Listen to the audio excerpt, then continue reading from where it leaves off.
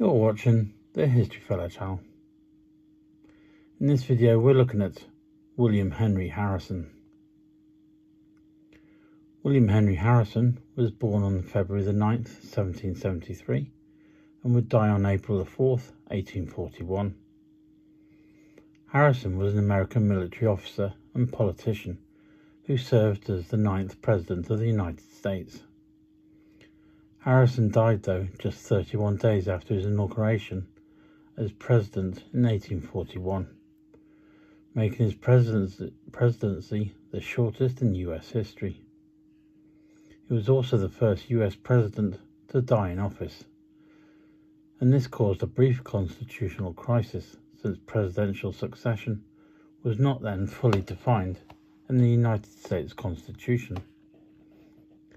Harrison was the last president born as a British subject in the 13 colonies, and was the paternal grandfather of Benjamin Harrison, the 23rd President of the United States. Harrison was born into the Harrison family of Virginia, at their homestead in Berkeley Plantation. He was the son of Benjamin Harrison V, a founding father of the United States.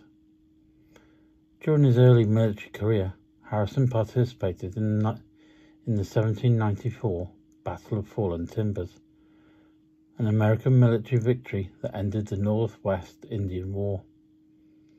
Later, he led a military force against the Confederacy at the Battle of Tippecanoe in 1811, where he earned the nickname Old Tippecanoe. He was promoted to Major General in the Army during the War of 1812 and led Army infantry and cavalry to victory at the Battle of the Thames in Upper Canada. Harrison's political career began in 1798 with an appointment as Secretary of the Northwest Territory. In 1799 he was elected as the territory's non-voting delegate in the United States House of Representatives. He became governor of the newly established Indiana Territory in 1801 and negotiated multiple treaties with American Indian tribes, with the nation acquiring millions of acres. After the War of 1812, he moved to Ohio, where in 1816 he was elected to represent the state's 1st District in the House of Representatives.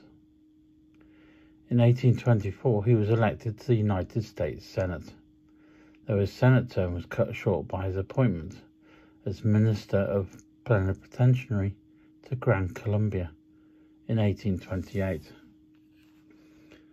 Harrison returned to private life in North Bend, Ohio, until he was nominated as one of several Whig Party nominees for president in the 1836 United States presidential election. He was defeated by Democratic Vice President Martin Van Buren.